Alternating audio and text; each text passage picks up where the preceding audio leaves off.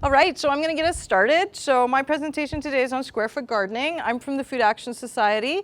We're based in Vernon, and we work in the North Okanagan. We work to improve food skills and food literacy in our community as a route to food security. So basically, in a nutshell, we teach gardening and cooking. So that's why I'm here today.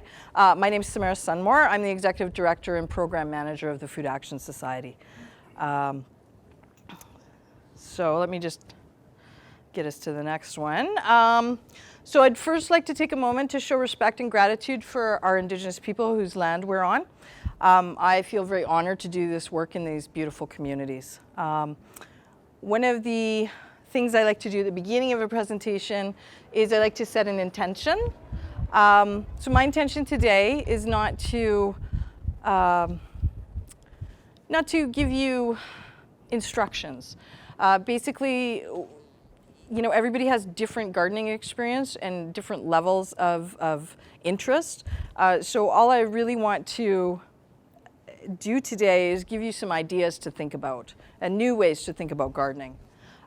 So we have a number of 2019 workshop series coming up this year. They're called Starting from Scratch. If you know anybody that is a new gardener or wants to brush up on gardening, we're doing garden planning, we're doing seed starting, we're doing caring for seedlings, and we do a number of other workshops. So I have a handout with our dates of upcoming things. So yeah, feel free to take them, pass them around to anyone you might feel are interested. We also have a table upstairs, so come in and visit us there. Okay, so I'll get started because they do only give us a half an hour here. So my top gardening tip is plan to fail. Because this is going to happen, okay? This always happens. You're going to get pests, you're going to get disease, you're just going to plant a bad seed and it's not going to grow. So the best advice I can give to gardeners is just keep going. It's not you. This happens, okay? So pick yourself up and try again. So square foot gardening, what is it? Okay, so square foot gardening is a method where the garden beds, usually they're raised, but you can do it in ground. They're divided into a grid of square foot sections. Each section is planted according to a plan. This is intended to maximize yields in a small space, okay, through intensive planting.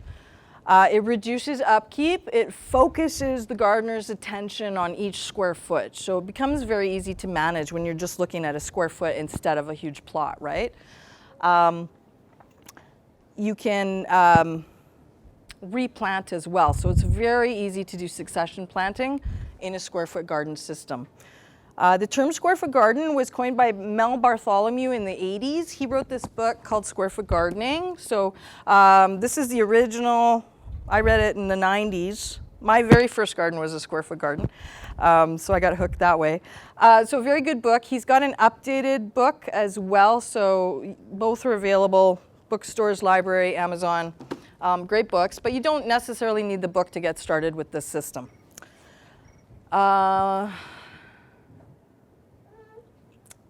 So what's really critical in square foot gardening, well, actually, I'll get to that in a minute. I'll get to why do it right now. So these are some reasons why you would want to do it. It's a garden management system. So if you think of it as a garden management system, suddenly a lot of it makes sense. It's organization and planning. It uses your space really, really effectively. It saves on overplanting seeds because you can't plant too many, you won't get good results if you put too many seeds in each square. Helps you focus on one area at a time. It makes your garden a lot less overwhelming because it's, today I'm going to do that square, tomorrow I'm going to do that square, and go on from there. It's great for beginners. It's great for kids. Okay, kids love seeing those little grids and seeing what's in each one.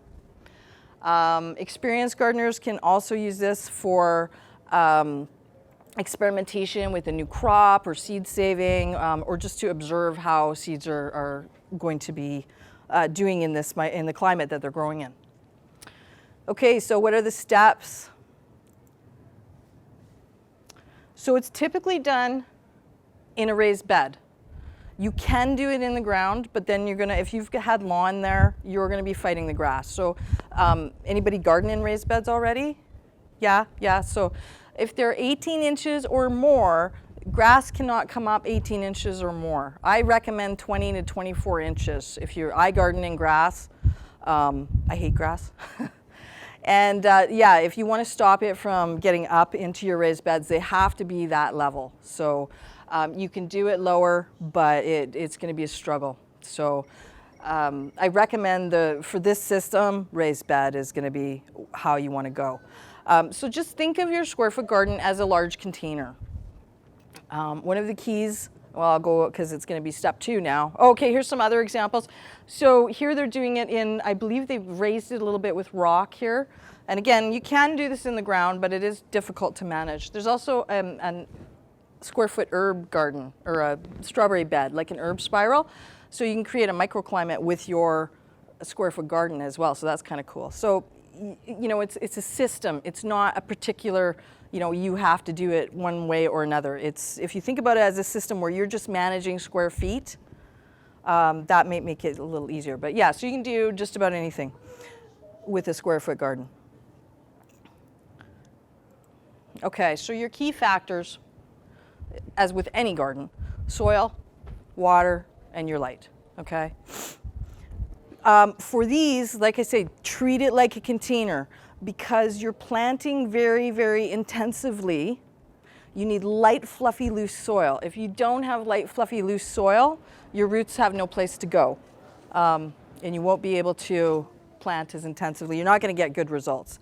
I would actually, in his book, I think in his new book, he's got a actual recipe for soil mixture that he puts in his raised beds. So a good quality potting soil and maybe add some vermiculite or perlite just to keep it, you don't want it to be compacted because then the roots are going to compete and they're not going to work well. So the other thing with raised beds use 2/3 more water than conventional in-ground watering, okay? Because they're raised, the wind and sun evaporates moisture out of the dirt quickly. So you're going to want a watering system if you're doing this system, or you're going to need to be out there in the summer.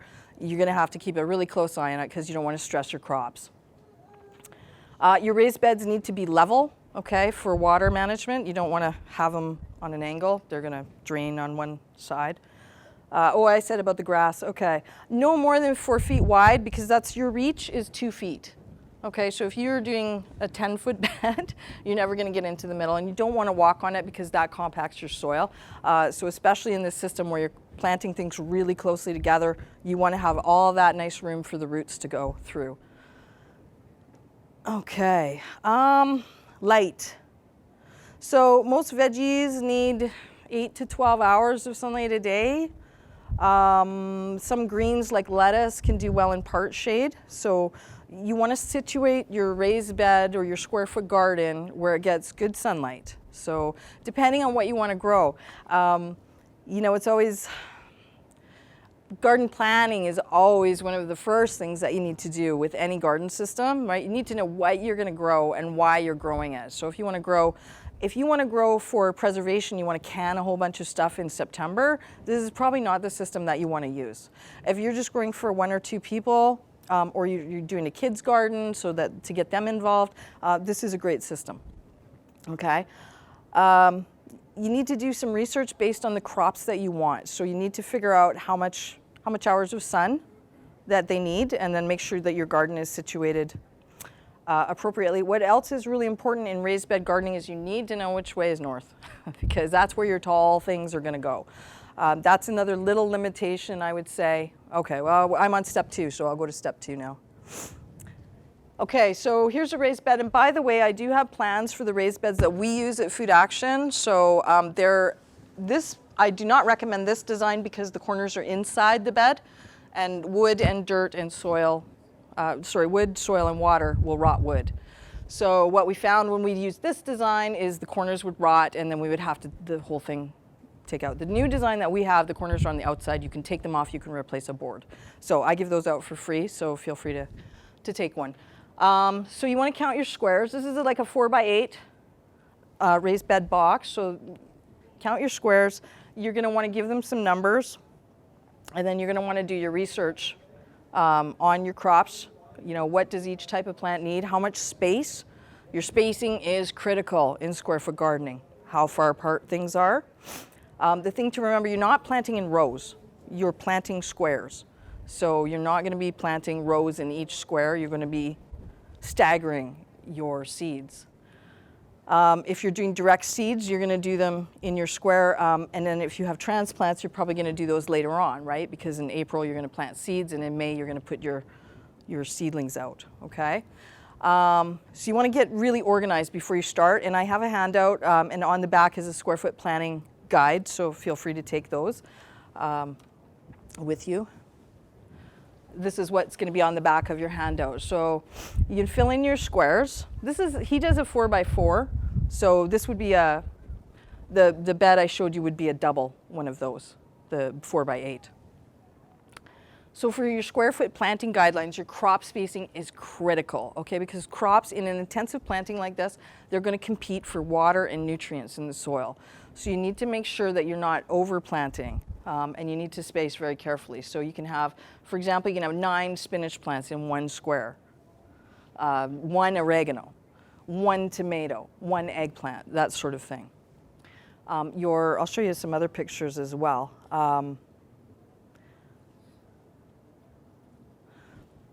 We'll get to that in a minute, I guess. You're not planting in rows, so that's crucial. You need to do succession sowing in square foot gardening. So because you have a limited amount of space to maximize your crop's yield out of that, you're going to want to harvest your lettuce and immediately plant something else in that square. So having a plan going through will help you know what seeds you're going to need, when you can plant them.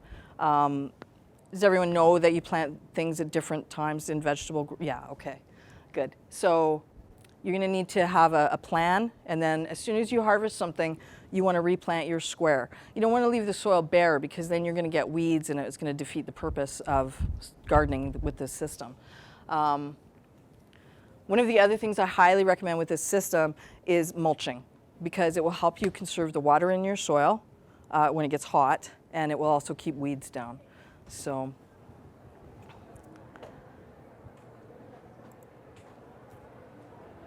okay, so remember I said plan to fail? So something's not going to do well. You need to monitor your squares and make sure that if your seeds aren't coming up, you're replanting right away and not leaving that open. You can also, again, do your succession sowing. With this system, though, you're going to deplete your soil nutrients very, very quickly. So you're going to need to add amendments every year. So good quality compost, a nice, gentle, balanced fertilizer with every watering is kind of, at least once a week, and maybe every 2 or 3 days when things are actively growing. You're going to want to add some nutrients, because when you plant in this very intense method, your plant's roots are like this, and they don't have a lot of room to circulate, and they will go down deep, so that's great. But when you're having,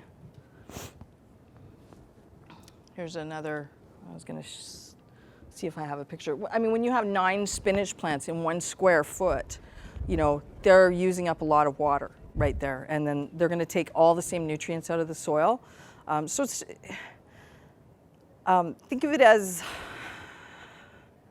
they're feeding out of the soil, so you're going to need to be replacing that over and over again. Every year you're probably going to need to put a good layer of compost on that. And of course, we want to be gentle, because if you're pouring fertilizer on there, you may be wasting it, and maybe going off into the other squares, because remember, the squares are only in our imagination, right? There's no barriers other than the string that you've put on top of it. So they can interfere with each other. Oh, okay, and the planting guides again. So these are really helpful if you're doing a lot of this. So this is like 4 plants. Do they have one? Swiss chard, for example, you would only do 4. And that's about the right spacing that you want. So you want your plants exactly the right amount apart. So the other thing I highly recommend for, any gardening, but write it down. Keep a garden journal. because especially for next year, if you're doing this one year, you're going to want to know, what did I grow in that square? Because the following year, you're going to want to shift your plants around, your crops around, to avoid soil-borne diseases and to, maximize the nutrients in your soil. Because one plant will take out a particular nutrient and another one may put it back in, and vice versa. So that's why we do crop rotation.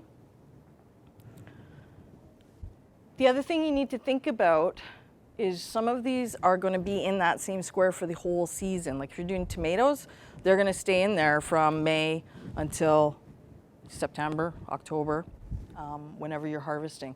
So you want to make sure that you've put them in the right place so that you get a good yield.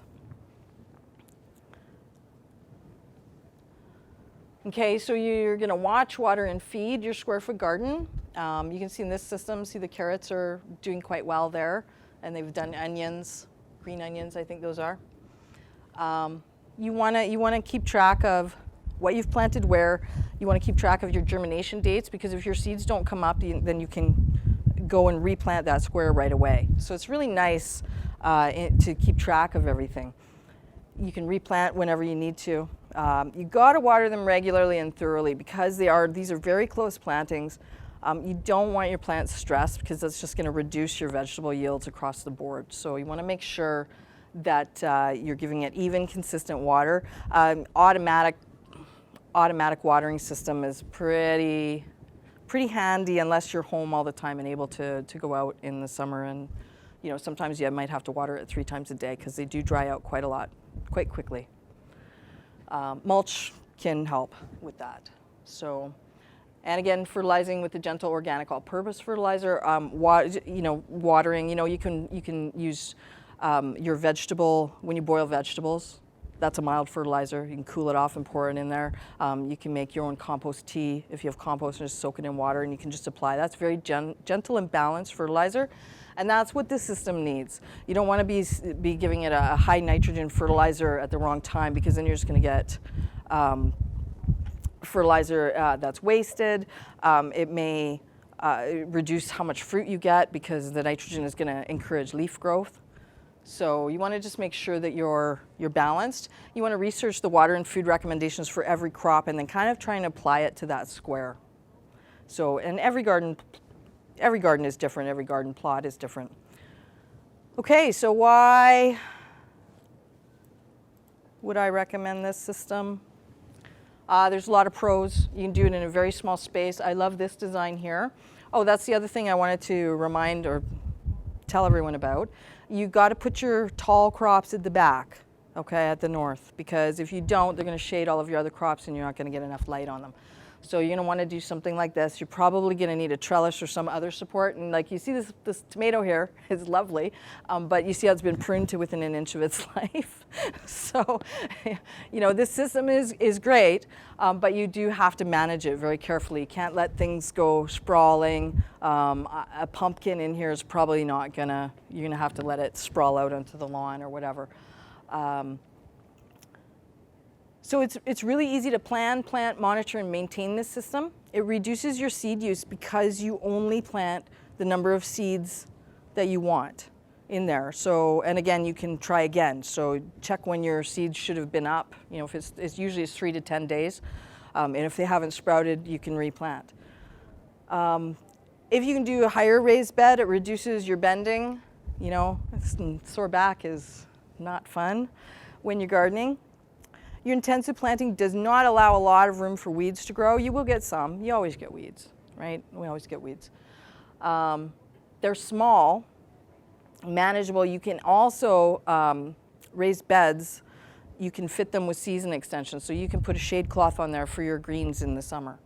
You can put a poly, you just make it with the, you can actually cut apart hula hoops and make a cover, like a little hoop house. So you can make a greenhouse. Raised beds also warm up faster in the spring, so they're awesome for getting a jump on the season. So great for kids because you can learn a lot with this system. You can see how things work together, how big plants get when they're grown. Like, that's always my problem. I always plant too much in one space, and then it's like, oh, I did too much again. So yeah, great for kids for learning. You can get a good look at it. It's great for observation and recording.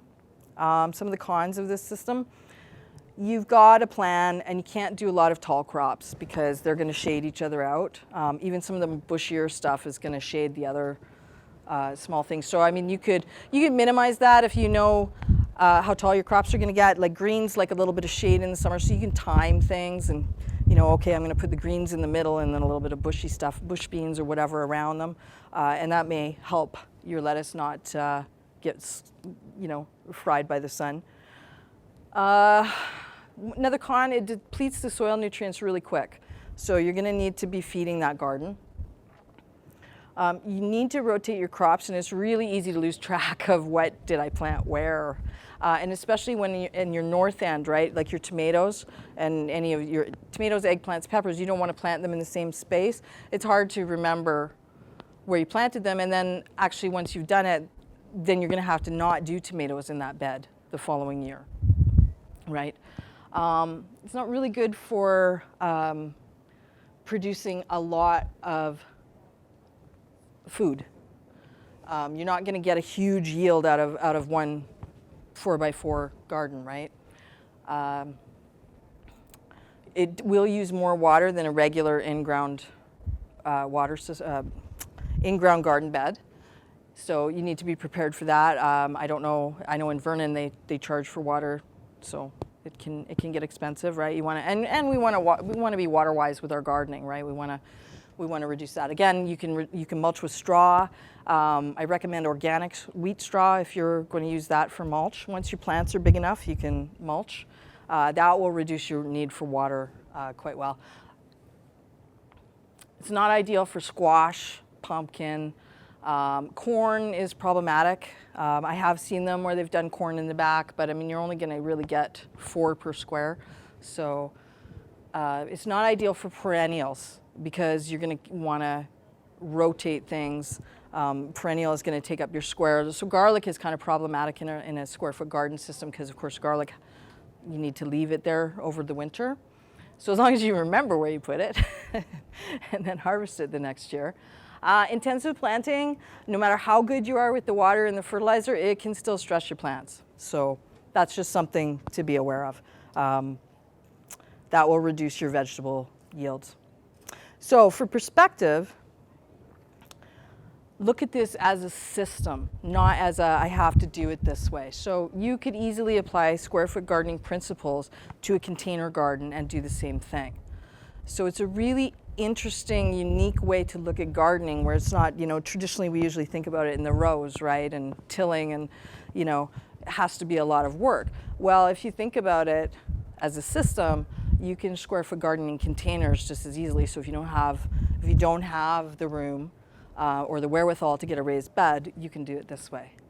So hey, look, I'm right on time. Final thoughts. People often ask me, what is the best gardening system out there? And my answer to that is always the one that you will do. Because gardening is so good for us. It's so good for the soil. It's so good for the food that you eat.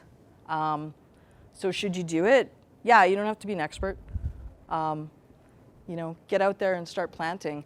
They've new science is coming out. Ohio State soil science is saying 2% increase in the carbon content of the planet's soil could offset all of our greenhouse gas emissions. So how do we offset, or how do we get increase our carbon content of the soil? Is growing things. So the more stuff we grow, the better we are. So, hey, I'm at the end. So, so now we can do thank you. We can do some quick questions. And again, I have some handouts. And yeah, so does anyone have any questions? Not a question, but I was container gardening the last couple of years, and I found you're right about the moisture draining down. So how I eliminated that problem was I got straw, and I layered straw, dirt. Yes. And it really made Yes, yeah, anything in your soil that will hold moisture. That's why we want all of that organic material in the soil, because it holds moisture. You know, any kind of straw, compost is really good for holding soil. I've seen people do shredded paper as well. So anything that will hold that, it acts like a sponge, right? And then we'll release it to the plant roots. So yeah. Shredded newspaper, will you put paper through your shredder Yeah. if it's not glossy stuff? Yeah, that's right. So Quite good. yeah, and they are using my information, because we use a lot newspaper for a lot of stuff. We use recycled biodegradable materials as much as possible, and they're starting to use the soy vegetable inks on most publications. But the shiny paper, yeah, just be aware that that's not going to break down as well. I do a lot of gardening with cardboard. I love cardboard for gardening because and if you were going to put in a raised bed system on a lawn, now you want to make sure that your raised bed has contact with the soil. You don't put poly. I've had gardeners come and say, I put poly underneath to keep the weeds down. And I'm like, no, no, no, because you're going to create a drainage problem. And as well, you know, you need, soil is alive.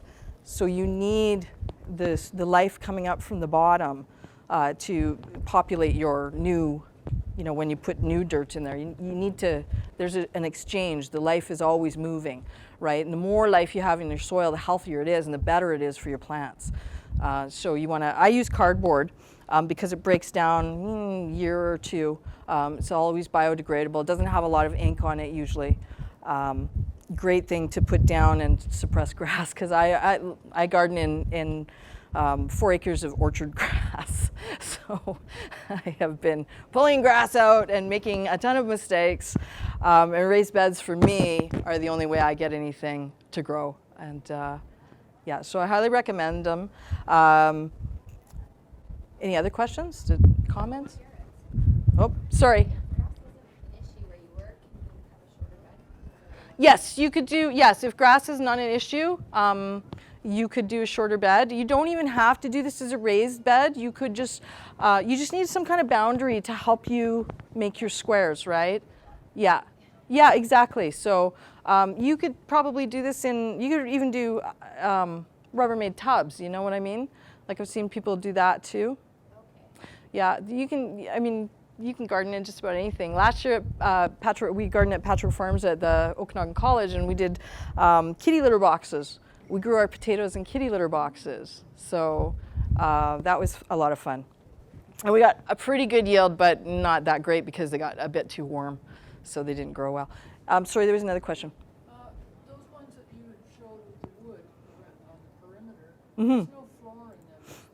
No, no. Do you want me to go back, if I can? Which one? Right near the beginning. Yeah, that one. Yeah, so no, you don't want to have a bottom. So you just want contact with the earth, right?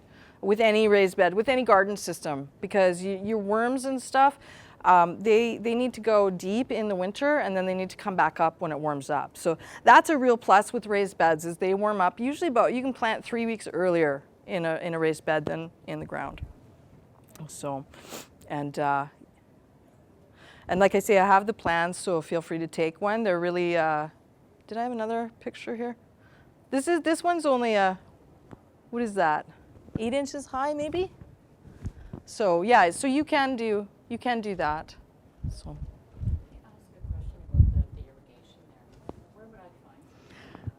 They do actually sell these systems online. Square foot gardening is very popular. There are a lot of groups online that talk about square foot gardening. You can buy just about anything you want. You can buy the whole system. I don't know where this one particularly is, but you could probably set this up, I mean, because it's a grid, right? So the tubing, irrigation tubing and a timer is pretty easy. And then they just all fit together, so. Yes, you should. If you can get cedar, you want to use cedar. Cedar has a lifetime about 10 to 15 years, because whatever wood you use for a garden bed is going to rot. You do not want to treat wood that you're going to use for growing vegetables. If you do a raised bed and you want to treat it with something, you can use linseed oil.